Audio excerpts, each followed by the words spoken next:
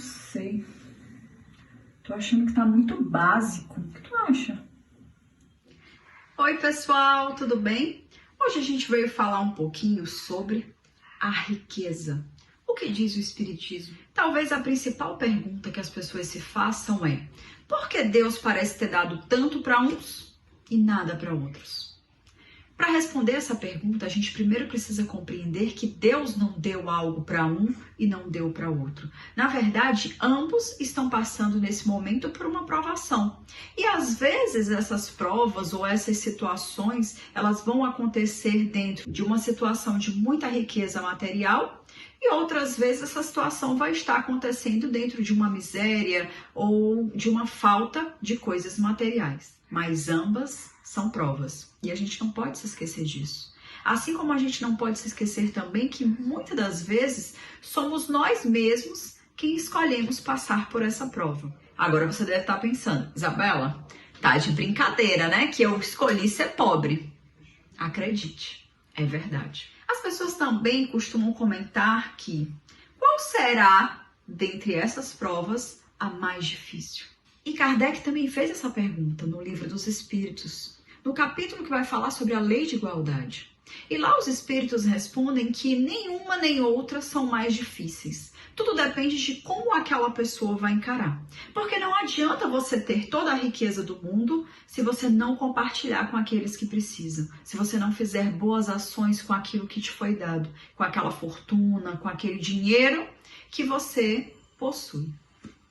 Mas vir na miséria e passar também o tempo inteiro se reclamando que é pobre, porque não pode isso, porque não pode aquilo, também não vai te levar a um crescimento. Logo, não passará nem quem não fez bom uso da riqueza, nem quem não soube ser resiliente nas adversidades.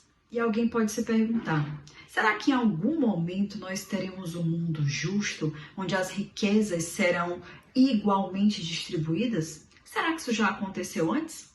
E a resposta dos espíritos para isso foi que não. Isso não seria possível, porque a todo momento, ainda que estejamos no mesmo nível, por exemplo, como num plano hoje de provas e expiações, a gente ainda assim encontra disparidades no quê? Nos dons adquiridos, nas capacidades que cada um tem. E se a pessoa ficar pobre? Por pura irresponsabilidade, porque apostou mal a sua fortuna, porque não soube fazer bom uso do seu dinheiro. Você pode se perguntar: isso tudo é única e exclusivamente a responsabilidade dela, certo?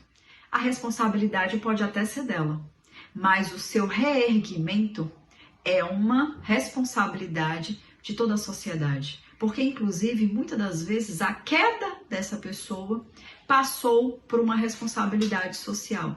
Uma sociedade que muitas das vezes foi injusta, foi corrupta, a levou a cometer certas coisas, quer dizer, foi conivente com aquele comportamento ou não deu educação suficiente. A gente precisa entender que muitas das vezes a grande maioria dos nossos erros acontecem muito mais por ignorância do que por culpa mesmo, ou por vontade de fazer errado, por querer que dê errado.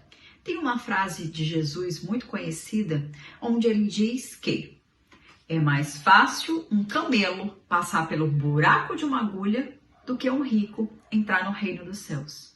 E o que Jesus quis dizer com essa frase é que da riqueza e do poder nascem todas as paixões que nos prendem à matéria. E isso, consequentemente, nos afasta da perfeição espiritual tão buscada por todos nós.